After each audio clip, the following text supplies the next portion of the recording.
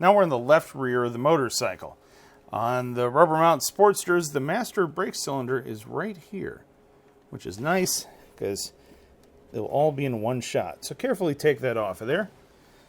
You can possibly see down in there. Now you can see down in there, that is some dark discolored brake fluid. So it's definitely time to change that. So we're going to take our hand bleeder here. We're going to put it up onto our bleeder valve, our bleeder port.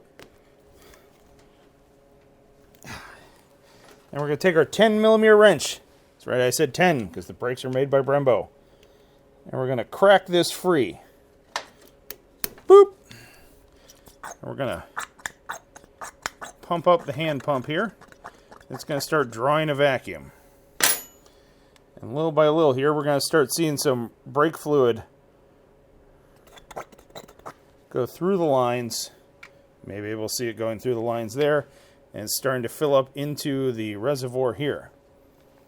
Now, as we are doing this, there's pressure on it right now, so I can just put that down.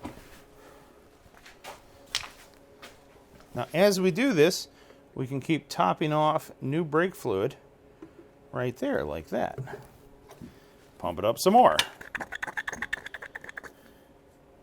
If it doesn't move much fluid, which it's really not, just crack your bleeder open a little bit more, and then it should start drawing the fluid. In a perfect world, you don't really want fluid on the pump side of the catch can because it's going to pump it in there and then start dripping out. But I got it in there because the hose wants to retain a shape the whole time. See if you can't get the drain back down. Add some more to the reservoir. Now you can see how dark this fluid is here in the catch can. That is the old brake fluid being pulled out of there. And what I'm doing is I'm watching it actually drain down inside the reservoir. So we add a little bit more.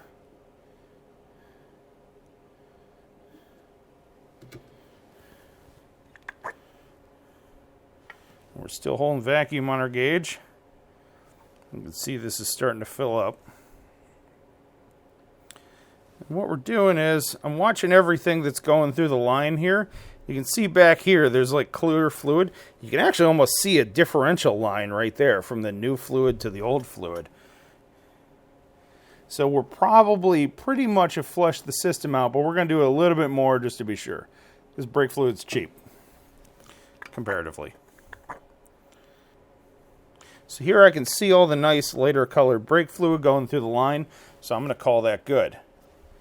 Now before I release the pressure on this, I'm going to close my bleeder valve. That'll help prevent the chance of getting any air in there. Whoop. Now we'll release our pressure. Boom. Then we'll pop this line off of there. Try not to get a bunch of brake fluid all over everything, which is probably going to happen anyways. Then from there, we can top off our reservoir with our AMSOIL Dominator synthetic brake fluid. Then we can take our new cap, whoop, carefully slide it in there, tighten it on up. Whoop, accidentally spilled a little out.